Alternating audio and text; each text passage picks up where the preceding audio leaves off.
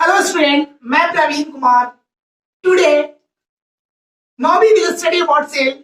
आज के वीडियो में हम लोग पढ़ेंगे। आज का टॉपिक जो हमारा रहेगा cell introduction, discovery of cell and cell theory.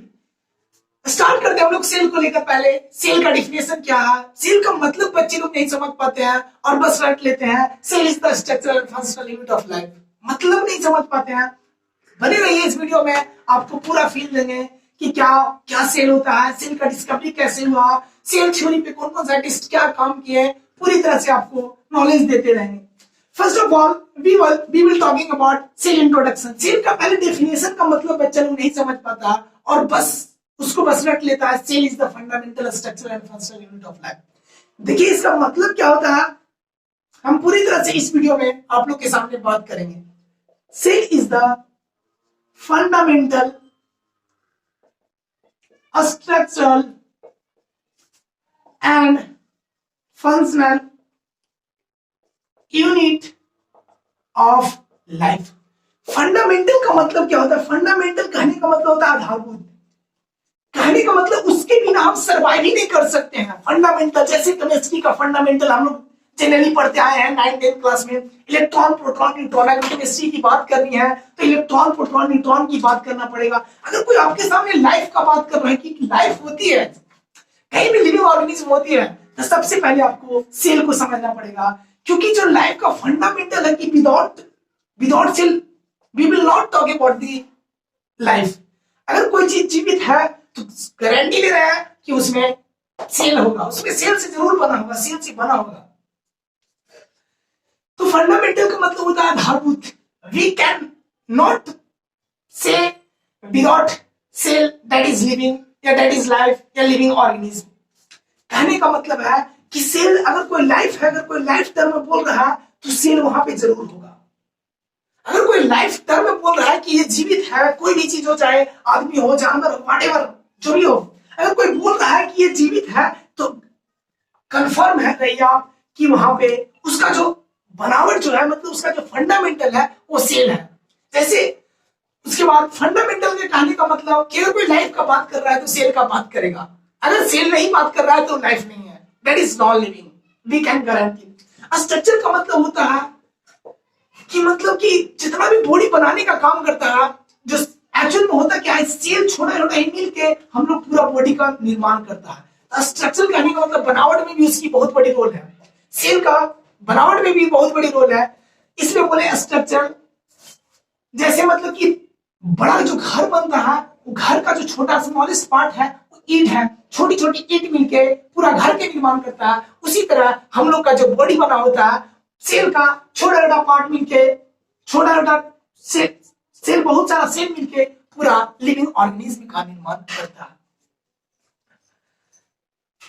Functional करने का मतलब कि जितना भी बॉडी का काम होता है वो मतलब हम एक्चुअली में बॉडी में जितना भी काम हो रहा है, हम बोल रहे हैं, हंस रहे हैं, खेल रहे हैं, खाना पच रहा है, वो सेल ही करता है। बस पूरा मतलब सेल मिलकर बन गया टिश्यू, टिश्यू से organ, organ system and body, मतलब बहुत सारा पार्ट मिलके कर रहा है। लेकिन जो मेन थीम होता है वो सेल नहीं होता है। जैसे आप मेले में गए होंगे, मेले का मतलब कुछ नहीं निकलता है। मेला का जो मेन रोल करता है, काम करता है, वो लिविंग ऑर्गेनिज्म, पॉपुलेशन जो भीड़ होती है वो भीड़ करती है। उस भीड़ में भी जो मेन होता है, एक एक आदमी काम करती है। कोई कुछ बेचता है, मतलब कोई जलेबी बेच रहा है, कोई टमाटर बेच रहा है, व्हाटएवर जो भी है, मतलब मेला का कोई मतलब नहीं निकलता है। मेला का मतलब होता है भीड़, और भीड़ अगर कोई बोल रहे हैं तो उसका जो भी काम है आदमी कर रहा है। उसी तरह से अगर कोई लिविंग ऑर्गेनिज्म बोल रहा है तो लिविंग ऑर्गेनिज्म में जो फंक्शन, जो इतना भी काम कर रहा है, वो कर रहा है सेल।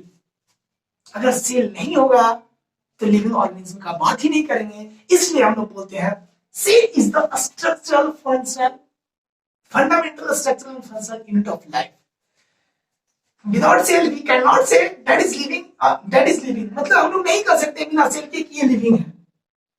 लेकिन एक एक्सेप्शन कहने का मतलब, वायरस एक ऐसा चीज है, वायरस जो मतलब वो जो बॉडी के अंदर रहता है तो लिविंग हो जाता है, और बॉडी के बाहर रहता है तो नॉन लिविंग हो जाता है। इसलिए वायरस को हम लोग बोलते हैं connecting link between living and non living. मतलब कि लिविंग बॉडी होता है, सजीव वस्तु होता है, और नॉन लिविंग होता है, ये दोनों के बीच का जो होता है वो वायरस होता है। तो वायरस के एक्चुअल में लिविंग भी ना तो लिविंग में रखा जाता ना ही नॉन लिविंग में रखा जाता, इसको बीच में रखा जाता है, लिंकर है, living and non living organism का लिंकर है, इसलिए सो virus is called living linker of living and non living. Linker कहने का मतलब बीच वाला, जैसे शादी होता है तो एक लड़का होता है एक लड़की होता है और बीच में कोई दोनों को मिलाने वाला होता है, उसको लिंकर बोलते हैं। उसी तरह से लिविंग ऑर्गेनिज्म है नॉन लिविंग ऑर्गेनिज्म है, दोनों का कैरेक्टर जिसमें होता है वही वायरस है, ठीक है। तो वायरस को हम लोग ना तो लिविंग में रखते हैं ना ही नॉन लिविंग में रखते हैं। जब किसी बॉडी के अंदर जाता है, किसी होस्ट के अंदर जाता है, तब वो लिविंग हो जाता है, और बाहर रहता है तो नॉन लिविंग हो जाता है। The cell is the fundamental structure and functional unit of life. कहने का मतलब सेल जो है जितना भी मतलब फंडामेंटल, अगर कोई लाइफ टर्म बोल रहा है तो सेल उसका जो मेन काम कर रहा है वो सेल कर रहा है, पूरा बॉडी बनाने का काम सेल ही कर रहा है, स्ट्रक्चर बनाने का काम। एंड फंक्शन कहने का मतलब फंक्शन भी सेल ही कर रहा है, इसलिए हम लोग बोलते हैं cell is the structure and functional unit of life. यहां से हम लोग सेल का इंट्रोडक्शन की पूरी फील ले लिए हैं कि सेल क्या होता है, क्या क्या करता है। बच्चे लोग समझ नहीं पाते हैं, बस बोल देते हैं आधारभूत संरचनात्मक एवं क्रियात्मक इकाई को सेल कहते हैं, कि मतलब जो भी आधारभूत है जितना भी काम कर रहा है उसको सेल बोलते हैं। एक्चुअल मीनिंग यही पे है कि फंडामेंटल है, उसके बिना लाइफ का बात नहीं करेंगे। और अगर कोई लिविंग ऑर्गेनिज्म बना है तो उसका स्ट्रक्चर बनाने का काम सेल ही कर रहा है, और जितना भी काम है वो भी सेल कर रहा है। तभी यहाँ डेफिनेशन आता है cell is the structure and functional unit of life. ये लाइन लिख लीजिए आप लोग, बहुत इंपॉर्टेंट है। स्टडी ऑफ सेल को कहते हैं, स्टडी ऑफ सेल को कहते हैं साइटोलॉजी। साइटोलॉजी, साइटो आया काइटोडर्म से, इसका मतलब होता है सेल, और लॉजी का मतलब आया लोगस से, इसका मतलब होता है स्टडी। सेल के स्टडी को साइटोलॉजी कहते हैं, स्टडी ऑफ सेल को साइटोलॉजी कहते हैं। Now we will talking about discovery of cell. बस अभी यहाँ पे इतना ही फील लेना है कि cell is the fundamental structure and functional unit of life. Study of cell को साइटोलॉजी कहते हैं। यहाँ से क्वेश्चन यही आ सकता है। फंडामेंटल का मतलब समझ जाइएगा कि without cell we can not say that is living.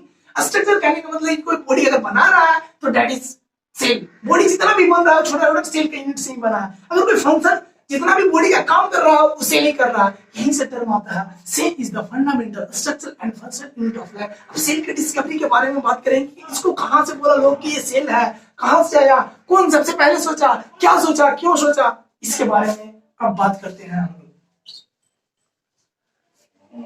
अब हम लोग बात करेंगे discovery of cell. Discovery of cell, discovery of cell. लेकिन डिस्कवरी ऑफ सेल को फर्स्ट टाइम जो देखा था रॉबर्ट हुक नामक साइंटिस्ट ने देखा था। रॉबर्ट हुक नामक साइंटिस्ट ने 1665 ईस्वी में देखा था। देखिए एक्चुअली में क्या हुआ था कि 1550 के दशक में माइक्रोस्कोप का खोज हो चुका था। माइक्रोस्कोप, उसके बाद कंपाउंड माइक्रोस्कोप की खोज 1590 ईस्वी में जैसन एंड जैनसन नामक साइंटिस्ट ने कर चुका था। अब तो हल्का मच चुका था पूरे वर्ल्ड में कि कोई ऐसा इंस्ट्रूमेंट है जो कोई भी बॉडी पार्ट को इंक्रीज करके उसका साइज को बड़ा कर दे रहा है, मतलब कि एक छोटा सा पार्ट है उसको बड़ा कर दे रहा है। तो पूरा मतलब अब सब जागरूकता हो गए हैं कि ये क्या हो रहा है, कुछ बड़ा दिख रहा है। उसी दौरान रॉबर्ट हुक नामक साइंटिस्ट ने एक क्या किया कि मतलब कि वो भी माइक्रोस्कोप को लेके जब इधर उधर घुमा तो देखा कि मतलब ये कोई भी इन्वायरमेंट में कोई पार्ट को दिख रहा है तो बड़ा दिख रहा है, अगर कोई लेटर को भी दिखा हुआ देख रहा है तो भी बड़ा दिख रहा है। तो उसको लगा कि ठीक है सब चीज हमको अधिक कर रहा है। तो कहा किया कि ऐसा ही मतलब पहले से उसके दिमाग में चल रहा था कि हमको कुछ करना है, कुछ रिसर्च करना है। तो हुआ कहा कि प्लांट के पेड़ के पास गया, पेड़ का कटा हुआ एक वुड था, ठीक है, log of would, log of tree, पेड़ का जो कटा हुआ लॉग था, छोटा सा टुकड़ा था, उसको देखा जब माइक्रोस्कोप में तो उसके अंदर एक कॉर्क सेल होता है। कॉर्क सेल जो डेड होता है कॉर्क सेल। तो कॉर्क सेल को देखा, मरा होता है, उसको देखा तो ऐसे कंपार्टमेंट में दिख रहा था। ऐसा कंपार्टमेंट कहाँ दिखता है आप लोग को? मधुमक्खी के छत्ते, हनीकॉम्ब लाइक स्ट्रक्चर दिखा। हनीकॉम्ब लाइक स्ट्रक्चर दिखा किसको? रॉबर्ट हुक को। जब उन्होंने माइक्रोस्कोप से जो लकड़ी का टुकड़ा था उसका कॉर्क सेल को देखा तो ऐसे हनीकॉम्ब लाइक स्ट्रक्चर को देखा। उसमें भी बाद में उसको पता चला, जब वो देखा तो उसी का नाम दे दिया सेल। कि ये सेल है, जो ऐसा छोटा छोटा टुकड़ा है, कंपार्टमेंट है, इसी को सेल बोल दिया। कौन? Robert Hooke. रॉबर्ट हुक ने देखा, मतलब डेड सेल को देखा। अभी भी मतलब कि साइंटिस्टों के मतलब बस ये बता दिया कि सेल नाम की चीज कुछ होती है। तब मार्केट में और तहलका मच गया, और साइंटिस्टों लोग को कहना था कि वो तो डेड दिखाया, मतलब मरा हुआ कोशिका में, मरा हुआ चीज में दिखाया, कॉक सेल जो होती है तो डेड होती है। उसी बीच एक और साइंटिस्ट एबी लेवेनहॉक, एंडरसन लेवेनहॉक, 1674 ईस्वी में यूनिसेलुलर ऑर्गेनिज्म को देखा। यूनिसेलुलर ऑर्गेनिज्म में देखा तो उसको पूरा का पूरा सेल का लिविंग पार्ट। यूनिसेलुलर ऑर्गेनिज्म मतलब एक कोशिकीय ऑर्गेनिज्म, जैसे bacteria, protozoa, protozoa, blue green algae, ये सब में देखा तो उन्होंने देखा कि हाँ, सेल के अंदर बहुत सारा पार्ट भी दिख रहा था। एक बात और यहाँ बताना था कि जो रॉबर्ट हुक ने जो देखा था, एक्चुअल में उसका सेल को सारा पार्ट नहीं दिखाया दिया था, बस सेल वॉल दिखाई दिया था। रॉबर्ट हुक को बस सेल वॉल दिखाई दिया था। ठीक है, देखिए यहां से क्वेश्चन क्या क्या बन सकता है, 3 तरह के क्वेश्चन बनेगा। डिस्कवरी ऑफ सेल का क्रेडिट किसको दिया जाता है? रॉबर्ट हुक को दिया जाता है 1665 ईस्वी में। ऐसे भी क्वेश्चन पूछ सकता है कि डेड सेल का डिस्कवरी किसने किया? तो रॉबर्ट हुक ने 1665 ईस्वी में। फिर बोलेगा कि लिविंग सेल का डिस्कवरी किसने किया? एबी लेवेनहॉक ने 1674 ईस्वी में। बहुत इंपॉर्टेंट क्वेश्चन है, नीट बार बार पूछते रहता है।